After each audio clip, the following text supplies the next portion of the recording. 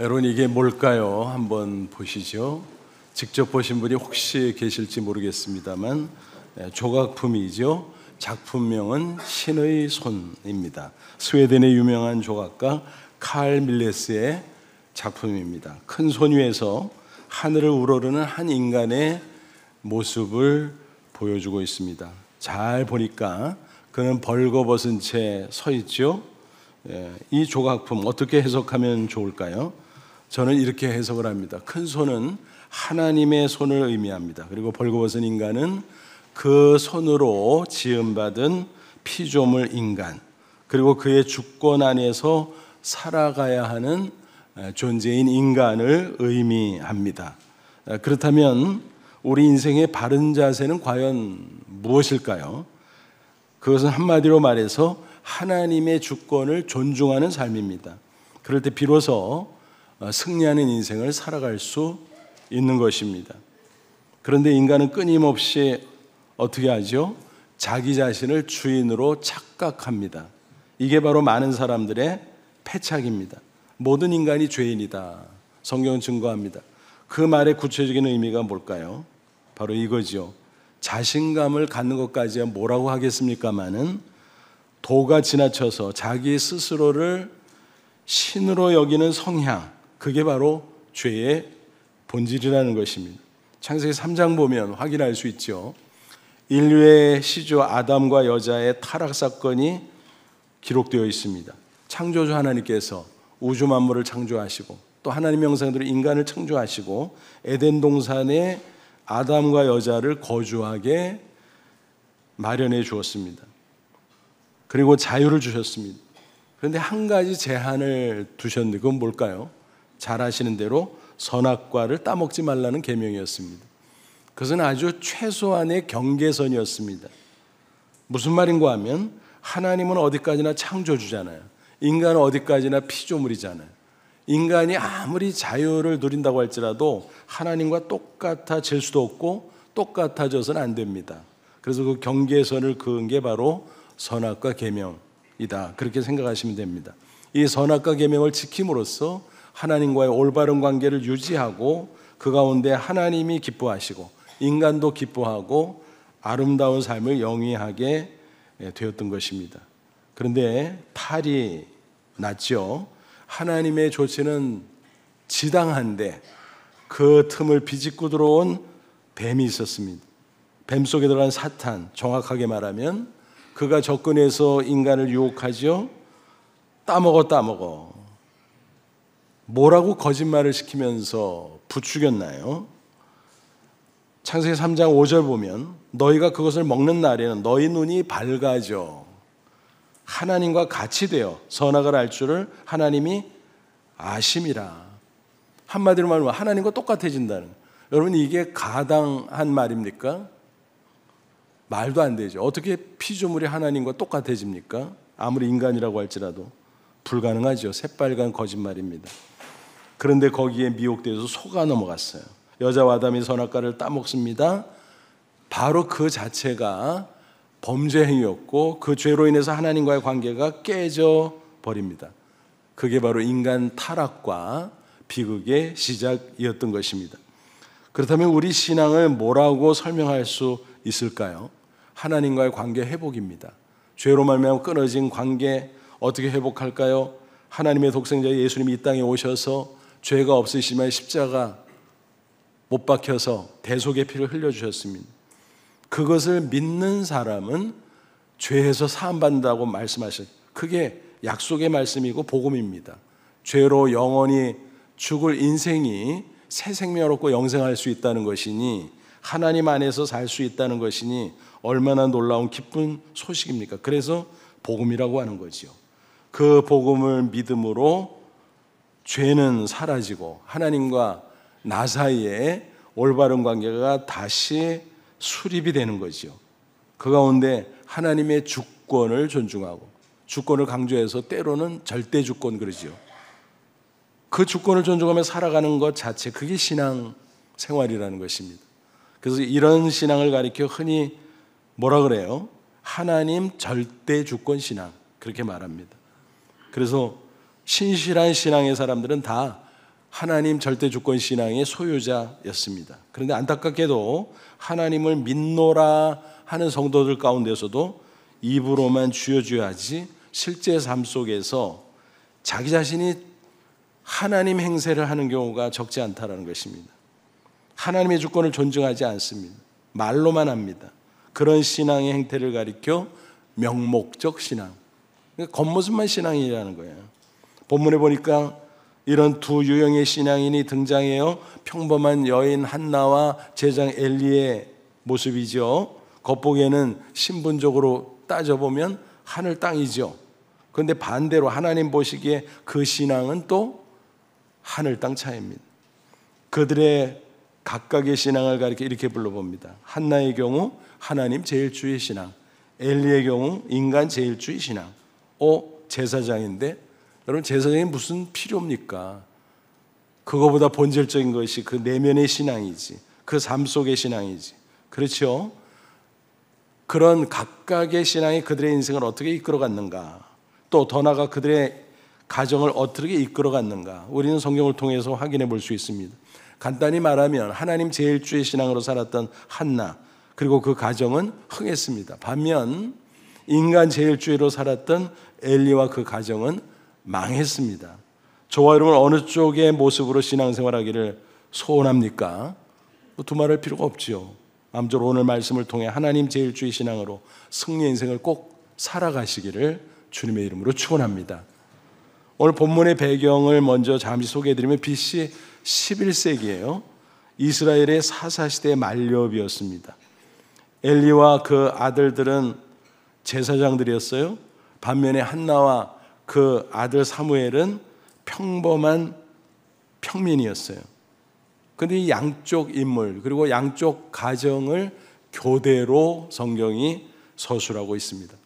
그래서 엘리의 모습, 한나의 모습, 또 이 집안의 모습, 이 집안의 모습, 이런 식으로 교대로 앞으로 어떻게 되는가, 그것을 계속 교대로 반복해서 서술하고 있습니다. 한쪽은 망해요. 다른 한쪽은 흥해요. 왜 그랬나, 그 원인을 분석해 주니까 바로 신앙의 차이였다라는 사실입니다. 그럴 수밖에 없는 것이 인생의 흥망성쇠 어때요? 하나님에 대한 태도에 좌우된다는 사실입니다. 하나님의 제일주의냐 아니면 인간 제일주의냐, 이겁니다. 신학 용어로 다시 표현하면 하나님 제일주의를 신본주의라 그래요. 인간 제일주의를 인본주의라 그래요. 그러니까 각각의 신앙의 유형에 따라서 그 인생이 좌우된다. 성경은 그렇게 증거하고 있습니다. 본문 30절 하반절 보면 하나님께서 그것을 직접 이렇게 정리해 주셨어요. 나를 존중하는 자를 내가 존중하고 나를 멸시하는 자를 내가 경멸하리라. 뭐예요? 하나님에 대한 태도, 하나님의 주권을 존중한다. 그러면 하나님이 역시 그 인간을 존중하고 축복하신다라는 거예요. 반대로 하나님을 멸시한 뭐예요? 하나님의 주권을 인정하지 않고 하나님의 뜻을 따르지 않고, 그게 하나님 멸시하는 거죠. 그러면 하나님께서 경멸한다, 즉 저주하신다라고 하는 거예요. 하나님을 귀히 여기면 축복, 하나님을 무시하면 저주, 변치 않은 인생의 공식인 것입니다. 성경은 이와 같은 인생의 공식을 누누이 증거하고 있어요. 하나님을 귀히 여기는 것은 뭘까요? 하나님을 높여드리는 거예요. 높으신 하나님이니까 그대로 높여드리는, 그게 바로 하나님 제일주의 신앙. 인간 편에서 보면 뭐예요? 하나님 앞에서 나 자신을 낮추는 거지요. 그래서 야고보는 4장 10절에 이렇게 증거했습니다. 주 앞에서 낮추라, 그러면 주께서 너희를 높이시리라. 이렇게 하나님 제일주를, 하나님은 높이고 나는 낮추고, 그렇게 살아가면 하나님이 기뻐하시고 반드시 그 인생을 책임져 주시고 축복해 주신다는 사실입니다. 한나를 보십시오. 불임 여성이었지만 하나님을 존중하고 기도함으로 이스라엘의 새로운 인물, 사사로 등장할, 또 선지자 제사장으로 등장할 사무엘을 얻었잖아요. 얼마나 놀라운 축복입니까?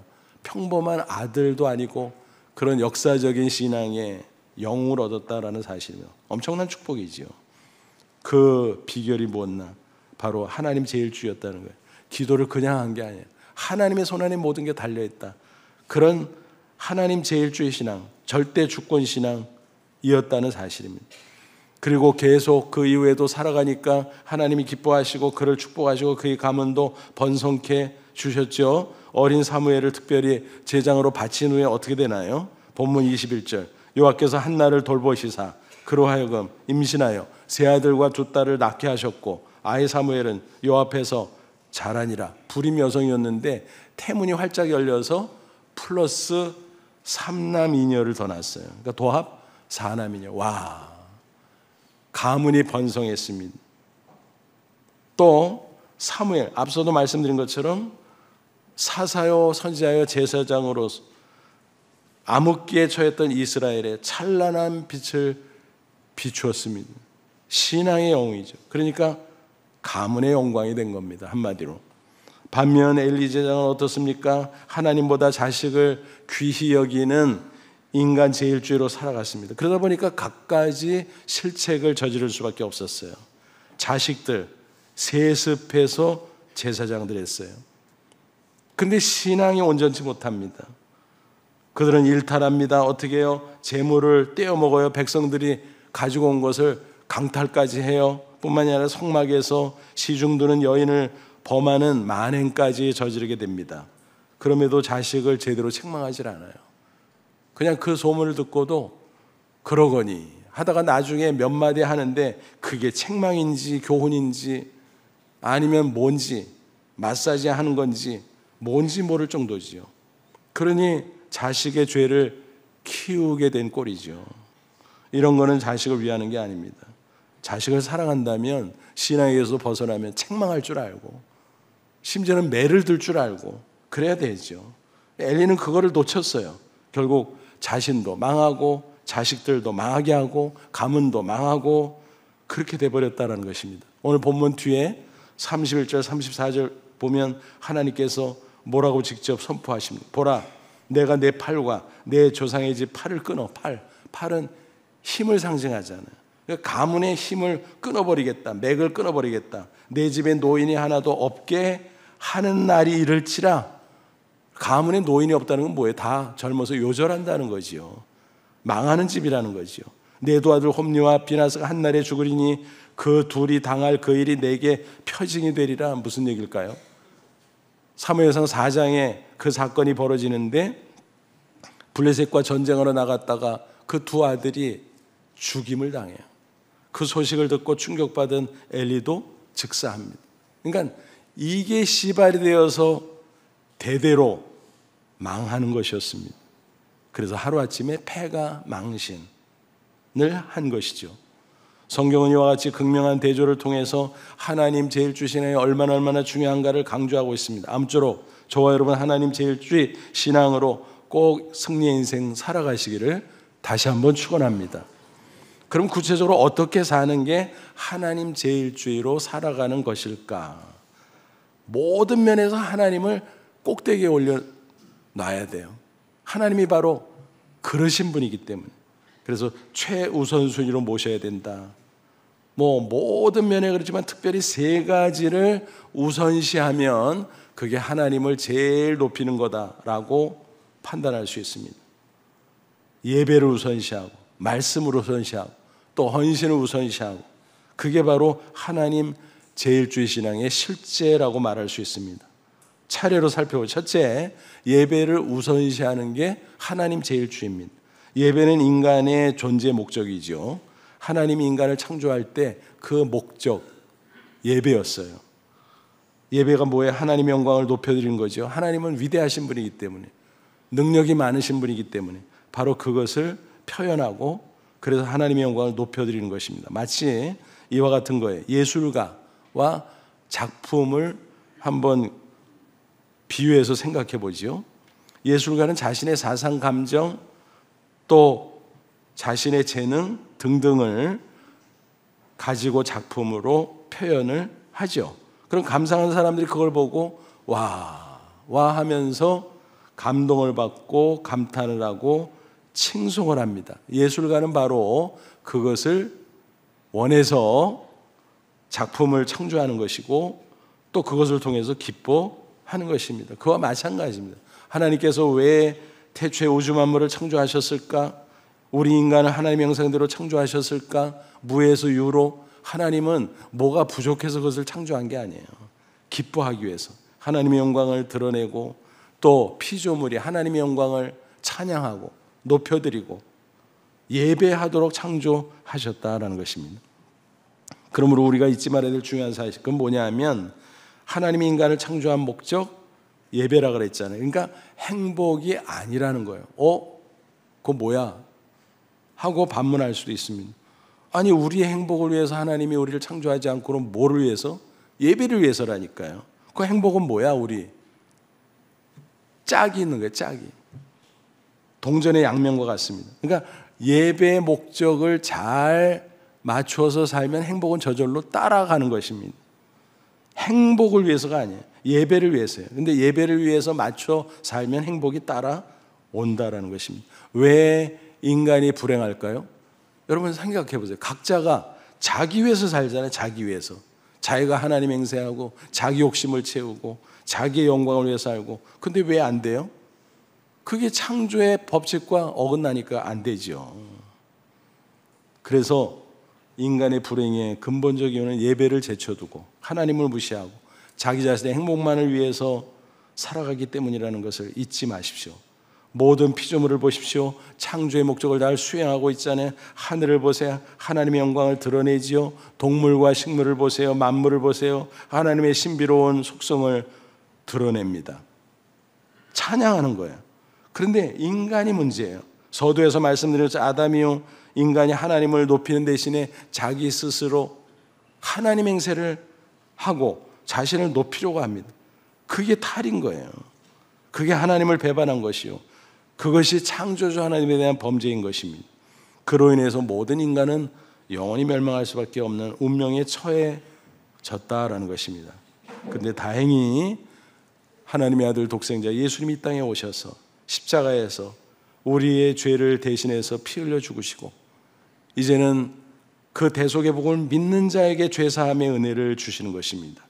그것을 깨달은 우리는 하나님을 만나고 하나님의 위대하심을 알고 찬양하고 하나님의 영광을 높여드리는 것, 그게 예배자지요. 그러니까 창조의 목적도 예배자, 구원의 목적도 예배자 되게 하는 것이구나 알 수 있습니다. 본문을 보세요. 한나가 얼마나 예배를 귀히 여겼는지 알 수 있죠. 19절, 그의 어머니가 한나죠. 매년 드리는 제사를 드리며 그의 남편과 함께 올라갈 때마다 작은 겉옷을 이어 그에게 사무엘에게 주었더니, 한나 부부가 매년 절기 때가 되면 성막 있는 실로, 성막을 회막이라고 부르기도 해요. 그때는 성전 건물이 건축되기 전이라 임시 처소로서 성막이 보존되고 있었습니다. 근데 그들의 거주지는 라마라는 성읍이었어요. 그러면 라마에서 실로까지 가는데 얼마나 거리가 될까? 26km. 에게라고 생각하시면 오해예요. 지금 우리 기준으로 하면은 그까짓 거 고속도로 26km 휙 금방 가지 뭐. 그게 아니에요. 그 당시엔 길이랄 것도 없잖아요. 얼마나 험해요. 또 걸어 다녔잖아요. 그러니까 너무너무 먼 길이고 겨우 1년에 한 번 정도 갈 수밖에 없는 처지였다라고 하는 사실입니다. 그런데 그들은 그 먼 길을 가서 제사했습니다. 예배했습니다. 물론 아이가 있기 때문이라고 말할 수도 있지만 그 전에 예배자로서 그들은 갔다라고 하는 사실입니다. 그리고 아이를 만나기 위해서 뭘 준비하죠? 에봇. 에봇은 제사장이 입는 옷인데 아마 정식 제사장 옷이라기보다는 작은 에봇인 것 같아요. 꼬마 제사장 인셈이니까. 한나 부부도 예배자, 사무엘도 예배자, 그렇게 살았다는 사실입니다. 그 모습을 하나님이 기뻐하셨습니다. 그리고 사무엘을, 한나를, 그 가문을 축복하셨습니다. 반면 엘리와 그 아들들의 모습을 보세요. 형식상으로는 제사장이죠. 그런데 안타깝게도 제사, 즉 예배를 소홀히 여겼어요. 아니, 소홀히 여기다 못해 무시하고 심지어 회방까지 했다는 슬픈 사실입니다. 앞에 17절 보니까 이 소년들의 죄가 여호와 앞에 심히 크면 그들이 여호와의 제사를 멸시함이었더라. 예배를 멸시했대요. 와, 이보다 더 큰 죄가 있을까요? 그들은 구체적으로 앞에서 잠시 언급드렸습니다만 백성들이 재물을 가지고 오면요, 그거를 뺏었어요. 오히려 백성들이 더 잘 알아. 제사장님 이러시면 안 돼요. 그러니까, 아이 시끄러. 그리고 그거를 강탈합니다. 세상에. 말하자면은 헌금 도둑질을 한 셈이지요. 그런 모습을 보고 하나님이 얼마나 화가 나셨겠습니까? 29절, 너희는 어찌하여 내가 내 처소에서 명령한 내 재물과 예물을 밟으며 내 아들들을 나보다 중히 여겨 내 백성 이스라엘이 드리는 가장 좋은 것으로 너희들을 살찌게 하느냐? 무슨 얘기예요? 엘리 부부가, 엘리 가정이 그 아들들을 단속하지 않았다는 게, 그 이야기를 듣고도 내버려두니까 계속 그 짓을 하고, 심지어 그 성막에서 수종도는 여인들까지 범하고, 아니 끝도 없이 타락하는 그들의 모습, 그러면서 자기들의 배만 불리고, 하나님이 탄식한 겁니다. 하나님이 너무너무 싫어하는 짓을 했으니 어찌 온전하겠어요?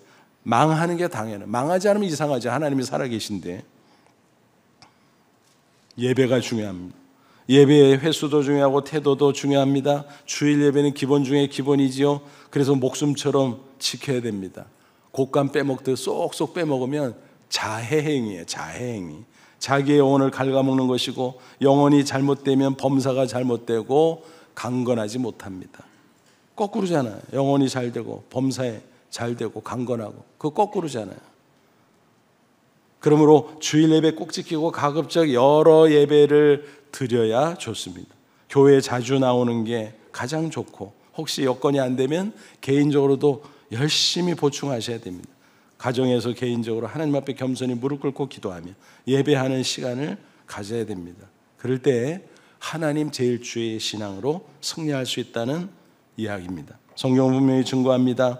예배 생활에서 승리하면 인생에서 반드시 승리한다. 예배 생활에서 실패하면 인생에서도 반드시 실패한다. 공식이에요, 공식. 그런 사례는 성경에 수두룩해요, 수두룩.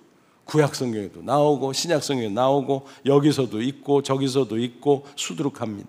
또 역사 속에 우리 주변에서 그런 사례를 얼마든지 찾을 수 있어요.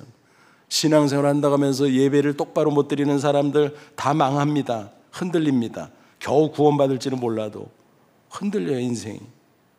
인생이 무너질 때도 있어요. 그런데 신실하게 예배를 귀히 여기는 사람들은 하나님께서 책임져 주세요. 축복하세요. 그 한 사람을 소개하죠. 콜게이트 치약 아시잖아요. 그것을 만든 회사 설립자의 윌리엄 콜게이트의 이야기입니다. 콜게이트는 미국에서 가장 많이 사용하는 치약이고, 전 세계적으로 8억 명 이상이 사용하는 아주 유명한 치약입니다. 그 설립자 윌리엄 콜게이트는 본래 영국 사람이었어요. 가난한 집안에서 자랐는데, 게다가 아버지는 중풍병자, 어머니는 폐결핵 환자였어요. 하도 가난해서 미래가 보이질 않아. 청년이 되면서 고민하던 그는 결단합니다. 그래, 소문을 들으니까 미국 가면 일거리가 있다고 하는데 미국으로 떠나자. 어머니에게 말씀을 드리니까 어머니는 대책이 없으니까 떠나보낼 수밖에 없었습니다. 그의 손을 붙잡고 눈물을 흘리면서 당부합니다. 얘야, 어디로 가든지 꼭 교회 출석해야 되느니라, 꼭 주일 예배 드려야 되느니라 당부했습니다. 그는 돈이 없어서 무임승선하게 됐는데 들키고 말았어요. 그래서 선원들에게 질질 끌려가서 선장 앞에 갔는데 고개를 들고 그 얼굴을 보니까 동네 아저씨였어요. 선장님이. 다행인지 불행인지 너무너무 부끄러워서 고개를 푹 숙이고 눈물만 흘리고 있는데, 너 왜 어디 미국 가려고? 왜? 미국 아무나 가는 거 아니야? 그러면서 얘기를 걸어서 이런저런 이야기라고 자기의 결심을 말씀드렸더니, 그렇구나, 알았다, 괜찮다 하고 손을 붙잡고 등을 두드려주면서 기도를 했습니다. 중요한 교훈 3가지를 당부했습니다. 너 어디서 뭐라든지 하나님 제일 줄에 살아야 된다. 돈을 벌면 많든 적든 11조 꼭 해야 돼. 교회에 꼭 등록하고 주일 예배에 빠지지 마라. 말씀대로 성실하게 살아라. 그러면 반드시 하나님이 너와 함께 할 거야. 너를 축복할 거야. 너는 성공하는 사람이 될 거야. 명심해. 그는 그 교훈을 가슴에 새기고 살았습니다. 뉴욕에 도착했습니다. 제일 먼저 교회에 등록했고 열심히 신앙생활을 가난했지만 기뻤습니다. 왜? 하나님이 함께 하니까. 그래서 열심히 했는데 처음에는 비누 공장 직공으로 시작을 했고 하나님이 계속 축복하시니까 꿈이 생겼습니다. 회사를 설립하자. 그게 콜게이트 회사였어요. 그리고 결국 마침내 거부가 됐다라는 것입니다. 그는 그 받은 축복으로 머물지 않았습니다. 하나님의 은혜를 기억하고 예배 연장선상에서 헌신하기 시작했습니다. 대학교를 세우고 신학교를 세우고 교회를 세우고 선교회를 세우고 후원하고 그렇게 헌신했습니다. 축복의 선순환이 일어났던 것이요. 여러분 생각해 보세요. 그가 이렇게 성공한 비결이 뭘까요? 배경이 있었어요. 백은 무슨 백이 있어요? 그가 좋은 조건? 그런 게 어디 있어요 그에게? 부지런히 노력했다고 했겠지. 그렇다고 돼요? 아니잖아요. 결정적으로 하나님을 귀히 여기며 예배를 우선시할 때 하나님이 그를 책임져 줬다는 놀라운 사실입니다. 아무쪼록 저와 여러분도 예배를 모든 일들보다 우선시함으로 하나님을 기쁘시게 하고 우리 자손들에게도 이런 삶을 꼭 가르쳐 주시기 바랍니다. 그래서 하나님의 축복으로 승리하는 우리 개인과 가정들이 다 되기를 주님의 이름으로 축원합니다. 둘째로 말씀을 우선시하는 게 하나님 제일 주예요. 하나님은 우리 육안에 보여 안 보여 안 보이잖아요. 그러나 성령을 통해서 하나님 우리와 늘 함께 하세요. 근데 성령도 우리 눈에 안 보이잖아요. 그죠? 그럼 하나님이 우리와 함께 하는 거 어떻게 할 수 있을까요? 말씀을 통해서. 하나님은 성령을 통해서도 우리와 함께 하지만 말씀을 통해서 함께 하는 거거든요. 그러므로 하나님에 대한 태도를 무엇으로 평가할 수 있죠? 말씀에 대한 태도를 가지고 평가할 수 있어요. 보이는 말씀에 대한 태도가 보이지 않는 하나님에 대한 태도다. 그렇게 이해하시면 되겠습니다. 하나님을 귀히 여기는 사람, 하나님의 말씀을 귀히 여겨요. 말씀을 잘 경청합니다. 듣고 깨달으면 순종합니다. 실천합니다. 그게 말씀을 대하는 온전한 태도고 그게 하나님의 주권을 존중하는 하나님을 제일로 여기는 태도다라는 것입니다. 엘리와 그 아들들 보세요. 하나님의 말씀을 얼마나 무시했습니까? 앞에 12절 보니까 엘리 아들들의 행실이 나빠 여호와를 알지 못한.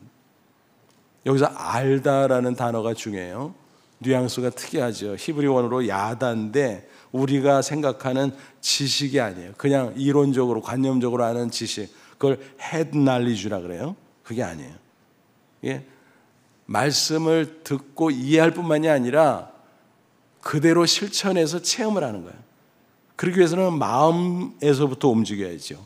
그래서 이 체험적 지식을 가리켜 heart knowledge라고 말합니다.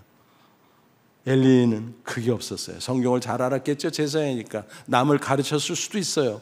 그런데 자기가 그 말씀 안에서 살아계신 하나님 만나고 하나님의 놀라운 역사를 체험하지를 못하고 있었다라는 그 아들들 이하동문.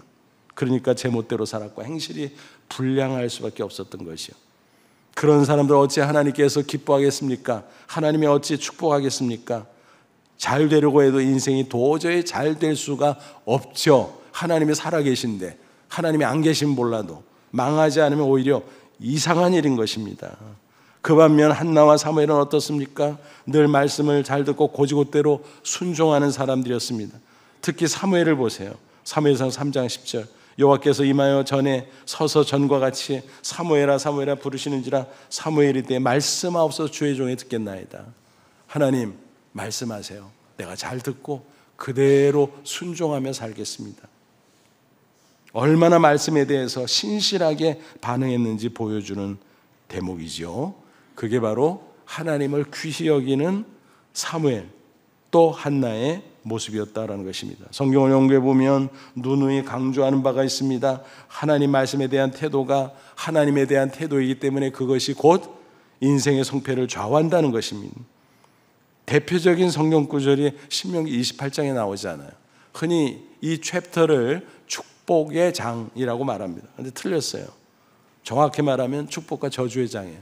68개 절인데 나눠보면 1절부터 14절은 축복의 메시지, 15절부터 68절은 저주의 메시지. 저주의 메시지가 많네. 예, 많아도 아주 많아. 4배 가까이 많아. 얼마나 놀라운 일인지 몰라요. 왜 그러지? 말씀을 존중하면, 그리고 순종하면 축복, 말씀을 무시하고 불순종하면 저주. 그거예요. 내용을 요약하면. 근데 왜 저주의 메시지는 많은 거야? 하나님 잔소리 하시네? 여러분, 잔소리라고 해도 중요한 거예요. 왜요? 가정에서 부모가 자식에게 말하잖아요. 야, 이렇게 해라. 명심해. 근데 조금 있다가 또 얘기해. 이렇게 명심하라니까. 알았어. 왜 또 잔소리야? 자식들은 그러지 않아요. 누구 위해서 그래요? 누구 위해서? 자식 위해서 그렇지. 하나님께서 누구 위해서 그래요? 이 말씀을 대하는 우리 위해서 그렇지. 경계하시는 거예요. 야, 잘못하면 큰일 나. 저주받아. 그럼 안 되지. 너는 축복받아야지 꼭. 그 얘기예요. 그러니까 비중 있게 받아들이라 이 말이에요. 예수님은 직접 또 이렇게 말씀하셨어요. 요한복음 14장 20절. 나의 계명 말씀을 지키는 자는 나를 사랑하는 자리, 나를 사랑하는 자는 내 아버지께 사랑을 받을 것이요 나도 그를 사랑해 그에게 나를 나타내리라. 나를 나타내. 뭐예요?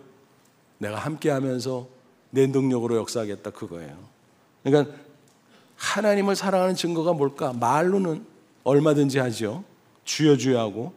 그런데 진짜 하나님을 사랑하는 사람은 말씀을 귀히 여기고 말씀에 순종한다는 거예요. 그럼 하나님이 사랑하시고 예수님도 사랑하시고 예수님이 당신 자신을 나타내시고 함께 하시고 그 놀라운 능력으로 역사하시고 축복하신다라는 것이죠. 그렇습니다. 말씀을 귀히 여기고 말씀대로 사는 사람 절대로 잘못될 수가 없습니다. 하나님이 함께 하시고 축복하십니다. 반드시 승리하십니다. 그러므로 말씀을 귀히 여기세요. 늘 가까이 하고 읽고 묵상하세요. 그리고 깨달은 대로 순종하세요. 가라면 가고 서라면 서고 말씀하시는 대로 그대로 행하십시오. 그러면 우리 인생이 하나님의 작품이 돼요. 일시적으로 부분적으로 보면 이 말씀대로 사는데도 뭐 별것도 없네. 이렇게 고난이 많아. 그런데요, 시간 두고 지켜보세요. 이상하게 하나님이 다 합력해서 마치 퍼즐 맞추기 같아요. 하나하나 볼 때는 힘들고 어렵고 별것도 아닌 것 같은데 말씀대로 살다 보면 척척 맞아가지고 위대한 하나님의 작품이 될 수 있다는 것입니다. 여러분, 신앙생활은 그렇게 하는 겁니다. 아무쪼록 말씀을 우선시함으로 하나님의 축복 가운데 꼭 승리하는 저와 여러분 되시기를 축원합니다. 세 번째로 헌신을 우선시하는 게 하나님 제일주예요. 한나와 그 남편 엘가나는 사무엘 젖대자마자 몇 살쯤 됐을까요? 한 3살? 하나님 앞에 제사장감으로 바쳐요. 사무엘상 1장 28절. 그러므로 나도. 이 한나의 고백인데 그러므로 나도. 내가 하나님 앞에 은혜 받았으니. 그가 불임의 여성이었잖아요. 기도해서 은혜로 얻은 아들 사무엘이잖아요. 그리고 기도할 때 또 서원했어. 하나님, 아들 주면요 제사장으로 바칠게요. 그 서원을 실천한다는. 나도 그를 여호와께 드리되 그의 평생을 여호와께 드리나이다 하고 그가 거기서 여호와께 경배하니라. 사실 소원을 해놨지만 현실 속에서 따져보면 얼마나 귀하고 귀한 아들이에요. 또 얼마나 예쁠 때요. 그때 멀리 실로에 떼놓고 돌아온다. 야, 정말 이것이 인간이 할 짓입니까? 인간적으로 보면 너무너무 슬프고 고통스러운 일이죠. 그런데 그렇게 하고 돌아서는 한나의 마음, 한나의 모습을 한번 상상해 보세요. 가장 귀한 아들, 최고의 것으로 하나님 앞에 바친 것입니다. 하나님을 귀히 여기기 때문에, 하나님이 제일이기 때문에 그 하나님께 가장 귀한 것을 드리는 헌신이었습니다. 본문 18절 보세요. 그 헌신의 모습으로 사무엘도 잘 자라고 있음을 알 수 있습니다. 사무엘은 어렸을 때 세마포의 옷을 입고 여호와 앞에서 섬겼더라. 그죠? 이제 미래의 제사장, 선지자 사사로 무럭무럭 자라고 있어요. 그러니까 하나님께 하나를 드리면요, 열을 주시고 100을 주세요. 하나님이 불려주세요. 우리의 모든 것 따져 다 사실은 하나님으로부터 온 거 아니겠습니까? 공술의 공수고 빈손 들고 왔잖아요. 적신으로 왔잖아요. 나는 우리 부모님한테 물려받았는데 부모님은 어떻게 받았게? 그 부모님으로부터는 그러면 또 어떻게 받았게? 따져 올라가 보세요. 하나님에게서 온 거지. 나는 열심히 공부하고 내가 열심히 사업해서 돈 벌었는데 정말 그래요? 순수하게 자기 실력으로 노력으로? 아니요. 하나님이 건강 주시고 기회 주셨으니까 그렇지. 여러분 성공하지 못하는 사람들 못나서 그런 거 아니에요. 기회를 못 얻어서 그런 거예요. 기회는 하나님이 주시는 거예요. 그러니까 모든 게 하나님이 주신 거예요. 게다가 멸망할 수밖에 없어 우리를 예수 십자가를 통해서 구원해 주신 하나님의 은혜. 모든 게 하나님의 은혜. 모든 게 하나님의 소유예요. 우리는 다만 청직이라 그랬잖아요. 관리인에 불과하다 그랬잖아요. 그러므로 모든 건강, 시간, 물질, 재능, 기타 등등 하나님의 영광을 드러내는 도구로 선용해야 돼. 그게 헌신이에요. 자기 자신의 욕심을 위해서만, 자기 자신의 쾌락을 위해서만 사용하는 것 안 됩니다. 물론 우리 육체를 보존하기 위해서 사용도 해야 되겠지만 100% 그렇게 하면 곤란하다라는 것입니다. 사도 바울은 이렇게 권면합니다. 로마서 6장 13절 또한 너희 지체를, 여기서 지체는 몸, 육체뿐만이 아니라 인생 전체를 가리켜요. 불의의 무기로 죄에게 내주지 말고 오직 너희 자신을 죽은 자 가운데 다시 살아난 자 같이 예수님처럼 하나님께 드리며 너희 지체를 의의 무기로 하나님께 드리라. 그러니까 하나님이 주신 인생을 가지고 어떻게 사냐. 어차피 우리는 도구다. 여기서 무기라는 말이 번역을 그렇게 해놨습니다만 영어 성경 instrument, 도구라는 말이죠. 또는 악기라는 말도 돼요. 그래서 악기를 비유로 설명을 하면 여러분 악기를 만든 그 제작자의 목적이 있잖아요. 그 목적대로 아름다운 음악을 연주해야 되잖아요. 근데 끽끽하고 소음이나 내고 이상한 저질 음악이나 연주하고 그거 안 되는 거죠. 악기가 의식이 없지만 악기가 의식이 있다면 뭐가 행복해요? 제작자의 목적대로 연주될 때 행복하겠죠. 우리 인생도 마찬가지라는. 그게 헌신이고 그래야 우리가 진정으로 행복에 이를 수 있다는 것입니다. 만약 여기서 어긋나면 반대로 사리사욕만 위해서 사용하면 하나님이 언제든 거두어 가실 수 있다는 무서운 사실, 성경 우리에게 경고하고 있습니다. 그러므로 우리는 헌신을 우선시하는 그런 삶을 살아야 마땅한 줄 압니다. 우리 교회 부목사로 심호하다 현재 장충교회 담임 목사로 사역 중인 장재찬 목사님 이야기입니다. 마침 오늘 오후 헌신 예배 강사로 오세요. 그는 영국 런던 대학교에서 석사 마치고 귀국해서 삼성연구원으로 재직했습니다. 그러다가 수년 후 하나님의 부르심을 받으셨어요. 그리고 신학해서 오늘에 이르게 됐죠. 그런데 신학을 하기 전 청년 시절 서울에서 회사를 다녔잖아요. 근데 고향인 대구 자기가 섬기던 개척교회를 주말마다 매주 내려갔대요. 그래서 매주 주일 예배드리고 매주 교회 구석구석 헌신 봉사하고 그 얘기를 듣고 제가 되물었어요. 아니 그게 가능했어요? 그게 가능했어요? 그게 가능한 일이에요 그게? 얼마나 많은 물질이 들고 얼마나 많은 시간이 들면 또 얼마나 많은 일들이 막 밀고 들어왔겠어요. 근데 그거 다 정리하고 최우선순위 그거를 지켰습니다. 그렇게 헌신하는 가운데 평신도 때 얘기예요. 신학생, 목사 때 이야기가 아닙니다.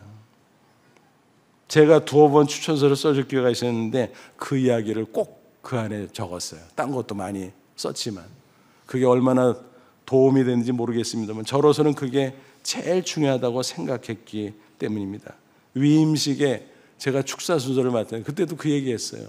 그랬더니 참석한 성도들과 하객들이 다 감동받고 함께 기뻐했습니다. 그래서 그런지 하나님은 그를 귀히 보시고 좋은 교회 담임 목사로 세워서 마음껏 목회하고 마음껏 선교하게 해 주셨습니다. 그렇습니다. 우리가 하나님의 은혜를 감사하면 아낌없이 기쁨으로 헌신할 수 있고 그러면 하나님이 반드시 책임져 주시는 줄로 믿습니다. 여러분 신앙생활 잘하고 싶으시죠? 인생 승리하고 싶으시죠? 그러면 딴 거 없어요. 열심히 노력하는 거 해야죠. 좋은 스펙 쌓아야죠. 근데 그것만으로 안 돼요. 인생은 하나님의 손안에 있기 때문입니다. 그러므로 하나님 제일주의로 살아야 돼요. 예배 우선시, 말씀 우선시, 헌신 우선시, 그렇게 함으로써 하나님 제일주의 신앙을 지키며 사시기를 바랍니다. 그리고 자손들에게도 이거를 가르쳐 주시고 전수해야 돼요.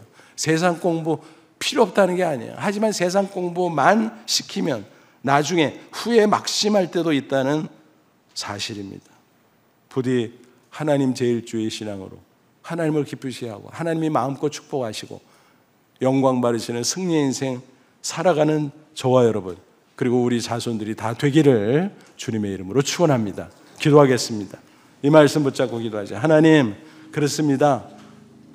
하나님을 믿고 믿노라고 주여 주여 찾으면서도 살아가는 실제 모습을 들여다보면 하나님보다 세상 것을 더 귀히 여기고 우선시하고 인간 제일주로 살 때가 많았습니다. 오늘 말씀에 비추어 회개하게 하시고 문자 그대로 하나님 제일주의로 살게 하옵소서.